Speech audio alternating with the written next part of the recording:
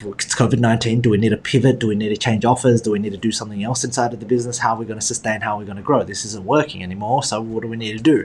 And because there's uncertainty, there's a lack of clarity.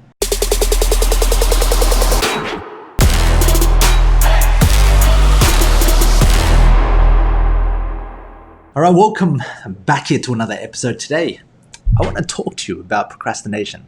Why I procrastinate, why you might procrastinate, how to stop procrastination, how to realize that procrastination is simply being mindless, and ultimately procrastination doesn't actually allow us to be present in what it is that we're doing.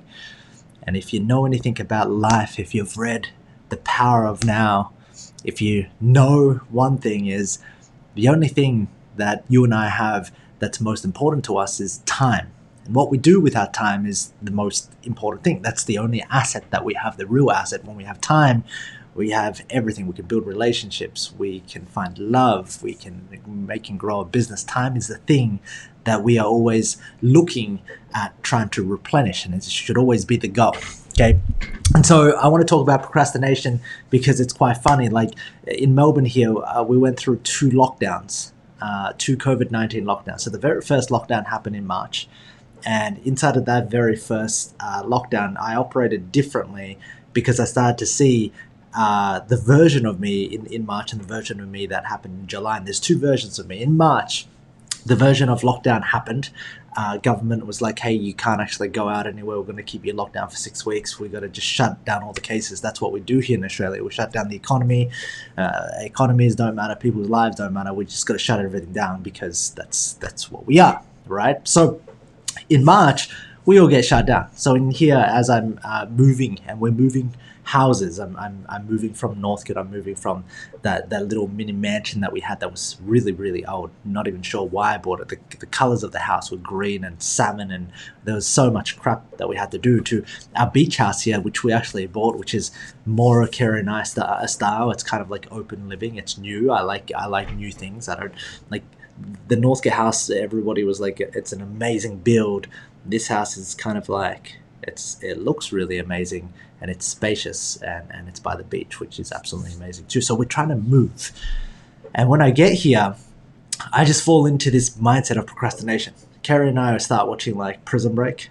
Like we watch Prison Break on Netflix. We watch what do you call that Spanish one? Money Heist. Oh, that's a ridiculous show. Like we start watching Money Heist as well. We watch Billions. So we go through three. We binge watch three. And mind you, we've got O with us. And I'm starting to look at myself because I'm starting to not only like patterns come together. I'm binge watching TV series. I'm eating a lot of junk. I'm actually gaining weight. So like in my Northcote house, I had a gym. And it was a beautiful garage gym because it was an eight car park garage that I didn't have 8 cars. So what a better way to turn our garage into a gym? Well, we did. We turned it into a CrossFit gym. You could have literally run CrossFit classes there. It was ridiculous. And then we move over here and we've got a 2-park garage. So we set up a little home gym. And what happens was I now gained weight. I put on about 5 kilos because I'm procrastinating. I'm eating. I'm binge watching. And I'm starting to realize, well, what the hell is happening? Right? So I go from March all the way through to the end of April, 8 weeks. And I'm just finding myself in this procrastination mode. And it isn't until we get, out of lockdown that my mind starts to switch back on. It's crazy. Like, it's ridiculously crazy. I start to get that kick again. And then as I look back, I start to realize, well, what's the difference? What's the difference between this lockdown where I'm so focused, I'm so aligned, I've got goals and targets that I want to hit, and I'm switched on, and lockdown's not affecting me, to back when March, when it affected me. So a couple of things that I realized about procrastination, and a couple of useful things that I think you can take away. Number one is you'll procrastinate when there's a lot of uncertainty. You'll procrastinate when there's a lot of uncertainty. And so what I didn't realize was I didn't realize how much of the world affected me. Like I actually thought, okay, well, I have a virtual company. I have a virtual business. It's me, Kerry, and Ocean. I'm pretty much confined to my spaces.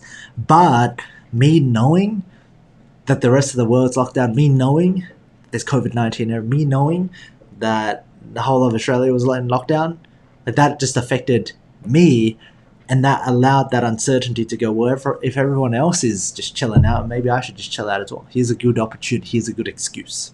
And so when you have uncertainty, you procrastinate.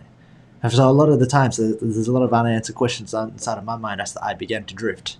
The second part is if you don't have clarity, okay, if you don't have clarity, you'll tend to procrastinate. This is not so much with COVID-19, but this is so much with goals and targets that you set up. If you're not clear, and I found myself very unclear on what direction we wanted to go to because uncertainty led to lack of clarity. Uncertainty for me was like, well, what are we going to do? Like, well, it's COVID-19. Do we need to pivot? Do we need to change offers? Do we need to do something else inside of the business? How are we going to sustain? How are we going to grow? This isn't working anymore. So what do we need to do? And because there's uncertainty, there's a lack of clarity. There's a lack of what am I going to do? What am I going to actually, what's my plan? What's my game plan? What new offers are we going to put out? Who do we get rid of? Who stays? Etc. Etc. So when there's a lot of unanswered questions inside of our minds, the number one tendency is just to procrastinate. It's just to think that we're doing things and then to get pulled in 100 different directions but not actually do anything effectively at all. The third thing is a lack of commitment. So these are three things I didn't have. I didn't have certainty, I didn't have clarity, I didn't have commitment, 3 C's. Okay, and commitment was, well, because I had no clarity, there was nothing that I could commit to. So inside of that space, I became a very uncommitted man. And so it was easy for me to go out and go and see Carrie and actually like look at what she was doing, and then me get engulfed by her commitment to wanting to hang out, wanting to chill out, wanting to watch Netflix. And so there are 3 things that I look back on right now and I go, what's the difference? Coming in July, August, what's the difference between me today is that I have clarity and I have a clear goal on what it is that I want to do for Modern Man. I have a clear goal of what it is we want to do with the 1%. I have clear goals and targets for what we want to achieve this week. My team have clear goals and targets. Kerry and I are clearly aligned with what I'm doing, what she's doing with O, with what she's doing for her own brand, with where we're going inside the future, how we're staying locked down. So we have a clear picture of that. I didn't have a clear picture of this in March, right? Like I was amateur mode in March, ridiculously amateur mode when I look back, okay? I'm also now committed. I've committed to targets. I've got targets on my whiteboard right next to me. I look at them every single day, open it up. My team knows our targets. They keep me accountable. My clients know my targets. We keep each other accountable to them. Yeah, and the last thing is now I'm certain. Because inside of having clarity and commitment, you breed confidence and you begin to breed certainty. And because I'm certain about what it is that I'm doing, I'm no longer using the certainty of the government, the certainty of COVID-19 or the people around me. I'm simply using my own certainty. And how I build my own certainty is focusing on doing my own work. That is waking up, making sure that I'm in a good state of mind, that my brain has had its shower in the morning. Okay, now I talk a lot about this with my clients. I say, hey, did you take a brain dump today and did your brain have a shower? That is, did you dump all of the negative, shitty thoughts that you have that are conditioned inside of your mind, inside of your brain? Did you dump them out? And did you give your brain a wash? Did you give your mind a wash? Have you had a brain shower this morning? If you haven't, then you're foggy as fuck. And I know that when I'm foggy as fuck, I can't actually go and have a conversation with Kerry without putting that anxiety, that pressure of everything that I'm experiencing, all the triggers that I have onto her, onto any of my team members. And so I want to talk about procrastination. This is important because I just want to get this off my chest. I'm definitely far from perfect. Like, I'm not perfect.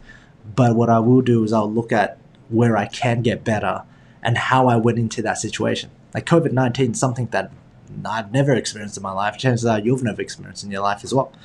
So how I wanted to respond, like how I thought I would respond, is completely different to how I did respond.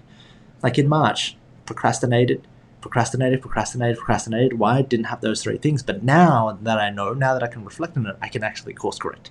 And quite often at times I look at myself and think of myself that I'll respond a certain way, but in reality, the facts are completely different. And so inside of March, whilst I would have wanted myself to respond a certain way, the facts are I didn't. And here's why. And then here's what I learned. And here's what I can do about it. So ultimately, coming down to this, there's another lesson for you here. What you think you'll do is very different to what you actually do.